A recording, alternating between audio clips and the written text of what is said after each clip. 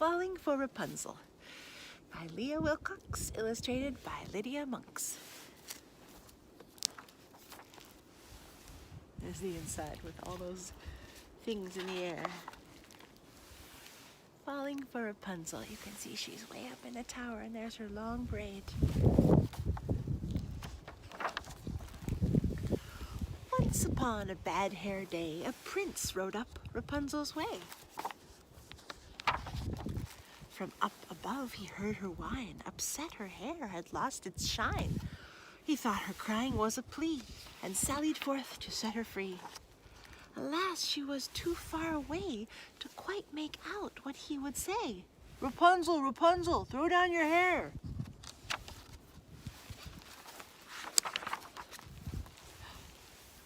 She thought he said your underwear.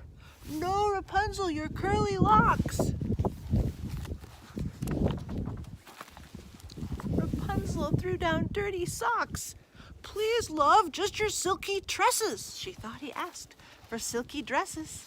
In lace and frills up to his head, the prince's cheeks were blushing red. "Rapunzel, do you have a rope?" Rapunzel dropped a cantaloupe. It burst in pieces on his head. "Oh, bad catch," Rapunzel said. Perhaps he sighed, "This is a test," and bound by love he did not rest. "Okay, Rapunzel, how about twine?" She heaved out her blue ribbon swine. By now the prince was feeling hammered, not to mention less enamored. He growled up, "Do you have a ladder?"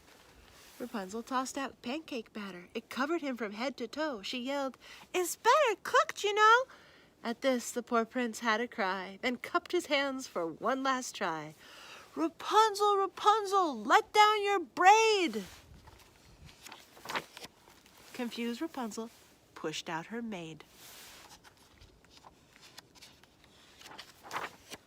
The maid fell squarely on the prince, quite pleased with the coincidence. She nimbly jumped up off his lap and soon revived the flattened chap. Then smiling said, "For what it's worth, you'll find I'm really down to earth." His young heart thrilled. He gave a hoot. For what was more, the maid was cute. She set the prince upon his steed, then leapt behind with graceful speed. And leaning close so he could hear, she whispered something in his ear. "I fell for you when we first met." He nodded. How could I forget? Rapunzel watched them ride from sight. "I'm glad I finally heard them right. I hope if they come back for more, they'll think to knock on my back door." And that is the end of Falling for Rapunzel.